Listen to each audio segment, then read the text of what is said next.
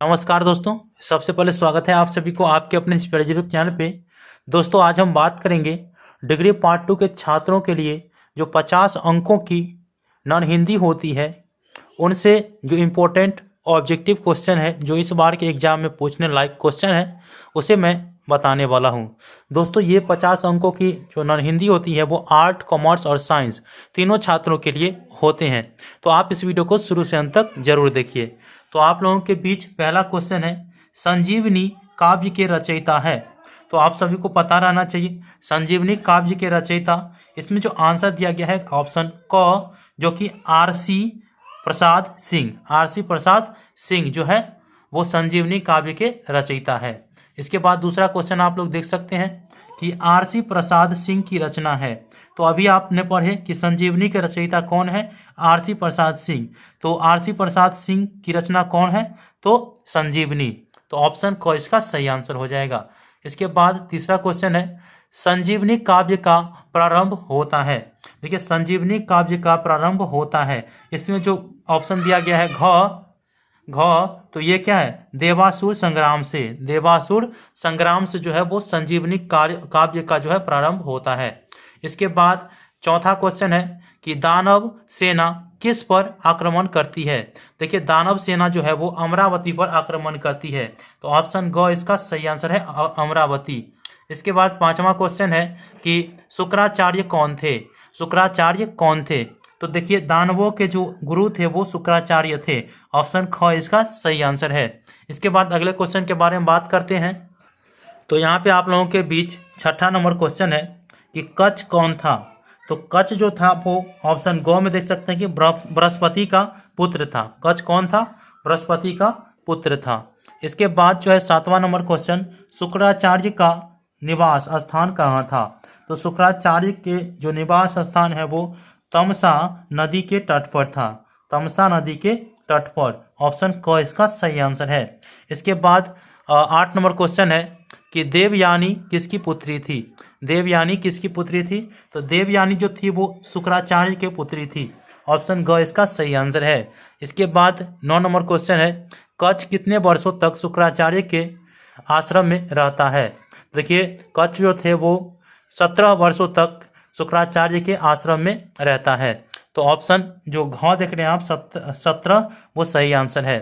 इसके बाद है अगला क्वेश्चन, यहाँ पे कच्छ की हत्या के अंतिम प्रयास में दानव क्या करते हैं। देखिए कच्छ की हत्या के अंतिम प्रयास में जो है वो दानव क्या करते हैं, तो इसका जो ऑप्शन देख सकते हैं यहाँ पे सही आंसर ख है। ठीक है, तो ख इसका सही आंसर होगा, जो कि यहाँ पे लिखा गया है कि कच्छ को मारकर उसके शरीर का भस्म बनाकर पेय में मिलाकर शुक्राचार्य को पिला देते हैं। ठीक है, इतना आप याद रखेंगे। इसके बाद जो है अगला क्वेश्चन 11 नंबर क्वेश्चन है, शुक्राचार्य को कितनी बार संजीवनी का जो है आह्वान करना पड़ा है। देखिए शुक्राचार्य को 3 बार संजीवनी का आह्वान करना पड़ा है। तो ऑप्शन ग इसका सही आंसर होगा 3।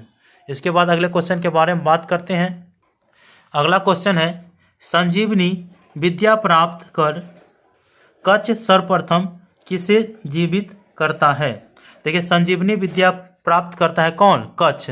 तो कच्छ सबसे पहले उस किसे जीवित करता है, तो शुक्राचार्य को जीवित करता है। इसको शुक्राचार्य को जीवित करता है, जो कि ऑप्शन क में है। ठीक, इसके बाद है देवयानी के समक्ष कच्छ अपनी तुलना किससे करता है। देखिए देवयानी के समक्ष जो है वो कच्छ अपनी तुलना जो है वो जलधार से करता है, जो कि ऑप्शन ख में है, जलधार। इसके बाद अगला क्वेश्चन है 14 नंबर क्वेश्चन है, कच्छ देवयानी को किस रूप में देखता है। तो कच्छ देवयानी को किस रूप में देखता है, तो यहाँ पे आप लोग देख सकते हैं कि बहन के रूप में देखता है, जो कि ऑप्शन ख में है, बहन। इसके बाद अगला क्वेश्चन है 15 नंबर क्वेश्चन, संजीवनी काव्य का स्रोत है। देखिए संजीवनी काव्य का जो स्रोत है वो महाभारत, जो कि ऑप्शन ख में है। इसके बाद अगला क्वेश्चन है, संजीवनी एक है। तो आप लोगों ने मैंने बताए थे कि संजीवनी एक क्या था, एक जो है खंड काव्य था। क्या था, काव्य खंड। तो काव्य खंड, तो ऑप्शन ख इसका सही आंसर है। इसके बाद 17 नंबर क्वेश्चन है कि संजीवनी का जो प्रतिपाद है वो क्या है? तो आप लोगों को इसके बारे में भी अभी तुरंत चर्चा हुआ है कि संजीवनी का जो प्रतिपाद है वो कच्छ देवयानी प्रसंग है। ठीक है, इसके बाद अगला क्वेश्चन के बारे में बात कर लेते हैं। इसके बाद 18 नंबर क्वेश्चन है, कच्छ कहाँ के रहने वाला है? तो कच्छ जो था वो यहाँ पे अलकापुरी के रहने वाला है। तो अलकापुरी इसका ऑप्शन क में है, सही आंसर है। इसके बाद संजीवनी काव्य का नायक कौन है? तो देखिए संजीवनी काव्य का जो नायक है वो कच्छ है, क्योंकि कच्छ के बारे में भी पढ़ रहे हैं हम लोग। इसके बाद है यहाँ पे 20 नंबर क्वेश्चन है, बृहस्पति कौन है? तो बृहस्पति कौन है? तो वो जो थे वो गुरुदेव थे और कच्छ के पिता भी थे, अर्थात दोनों थे। ठीक है, यहाँ पे दोनों। इसके बाद जो है 21 नंबर क्वेश्चन, संजीवनी काव्य की नायिका है। तो देखिए संजीवनी काव्यिका के नायिका जो है वो क्या है? जो देवयानी थी वो। ठीक है, संजीवनी काव्य के नायिका है। और नायक कौन है? तो नायक कच्छ है। ठीक, इसके बाद अगला question 22 number question, Kutch Shukracharya संवाद किस सर्ग में आया है? तो कच्छ और शुक्राचार्य के जो संवाद है वो किस सर्ग में आया है? तो वो तीसरा सर्ग और छठा सर्ग दोनों में आया है। अगर आप इसे पढ़ेंगे तो संवादों के बारे में बताया गया है तीसरा सर्ग और छठा सर्ग में। इसके बाद 23 नंबर क्वेश्चन है कि पाषाणी गति काव्य के कवि है। देखिए पाषाणी एक गति काव्य है जिनके कवि जो है वो जानकी वल्लभ शास्त्री है। जानकी वल्लभ शास्त्री, जो कि आप लोग यहाँ पे देख सकते हैं ख इसका सही आंसर है। इसके बाद अगले क्वेश्चन के बारे में बात कर लेते हैं। दोस्तों ये जो हमारे पास गेस पेपर है ये रेखा प्रकाशन का गेस पेपर है। जी हाँ दोस्तों, मैंने आप लोगों को बार बार बताया था कि ये रेखा प्रकाशन का गेस पेपर है। अगर आपको ये मार्केट में 30 से 40 रुपया के अंदर मिल जाएगा। इसमें जो नॉन हिंदी में जो 50 अंकों की नॉन हिंदी है, इसमें 263 ऑब्जेक्टिव क्वेश्चन दिए गए हैं और बहुत सुंदर से सभी जो है पार्टों को और सभी जो व्याकरण है व्याकरण को भी इसमें जोड़ करके दे दिया गया है। तो आप अपने नज़दीकी बुक स्टोर से इसे खरीद सकते हैं। ठीक, इसके बाद 24 नंबर क्वेश्चन है और बहुत सुंदर क्वेश्चन है, कला की दृष्टि में पाषाणी है। देखिए कला की दृष्टि में पाषाणी जो है वो एक प्रकार की गति काव्य है, जो कि ऑप्शन क में है। ऑप्शन क इसका सही आंसर है। इसके बाद 25 नंबर क्वेश्चन है कि गंगावर्तन के नायक है। देखिए गंगावर्तन के नायक जो है वो भागीरथ है। कौन? भागीरथ। ये गंगावर्तन जो है एक कथा काव्य है जिसके जो नायक है वो भागीरथ है। इसके बाद है भागीरथ किस काव्य के नायक है? तो अभी ना मैंने आपको बताए थे कि गंगावर्तन के नायक कौन है? भागीरथ है। तो भागीरथ गंगावर्तन के नायक है। ठीक है, इसके बाद जो है 27 नंबर क्वेश्चन है कि उर्वशी संगीति में कितने दृश्य है? उर्वशी संगीति में कितने दृश्य है? तो 4 दृश्य है। कितना? 4, जो कि ऑप्शन ग में है। इसके बाद है कि पुरुरवा किस काव्य का पात्र है? देखिए पुरुरवा जो है वो किस काव्य का पात्र है? तो वो उर्वशी का है। क्या? उर्वशी। उर्वशी इसका सही आंसर हो जाएगा ऑप्शन ख में। ठीक, इसके बाद है मेनका और रंभा किस काव्य की पात्र है? देखिए मेनका और रंभा जो है वो उर्वशी काव्य के पात्र है, जो कि ऑप्शन क में है। इसके बाद अगले क्वेश्चन के बारे में बात कर लेते हैं। अगला क्वेश्चन 30 नंबर क्वेश्चन, पाषाणी किसे कहा गया है? तो पाषाणी जो है वो अहल्या को कहा गया है। किसको? अहल्या को। ऑप्शन घ में। इसके बाद जो है 31 नंबर क्वेश्चन है, पाषाणी किनकी कृति है? पाषाणी किनकी कृति है? तो जानकी वल्लभ शास्त्री को। जानकी वल्लभ शास्त्री, जो कि यहाँ पे आप लोग देख सकते हैं। इसके बाद यहाँ पे मैंने बताया था कि पाषाणी गद्य काव्य के कवि कौन है? तो जानकी वल्लभ शास्त्री। तो पाषाणी किनकी कृति है? जानकी वल्लभ शास्त्री की। इसके बाद 32 नंबर क्वेश्चन है, देवयानी किस काव्य की कृति की नायक है? किस काव्य कृति की नायक है? तो अभी ना बताए, तो वो देवयानी जो थे वो संजीवनी काव्य के कृति के नायिका है। इसके बाद जो है अगला क्वेश्चन 33 नंबर क्वेश्चन है, शुक्राचार्य किसके पुत्र थे? तो शुक्राचार्य जो थे वो असुर के पुत्र थे। ऑप्शन घ इसका सही आंसर है।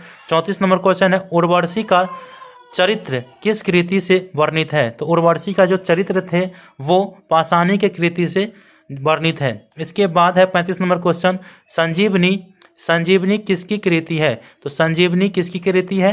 तो वो आरसी प्रसाद सिंह की है। ठीक है, इसके बाद 36 नंबर क्वेश्चन के बारे में बात करते हैं। 36 नंबर क्वेश्चन है, संजीवनी विद्या किसके पास थी? संजीवनी विद्या किसके पास थी? तो आप लोगों को बार बार बताया कि शुक्राचार्य के पास थी। इसके बाद कच्छ किस काव्य का पात्र है?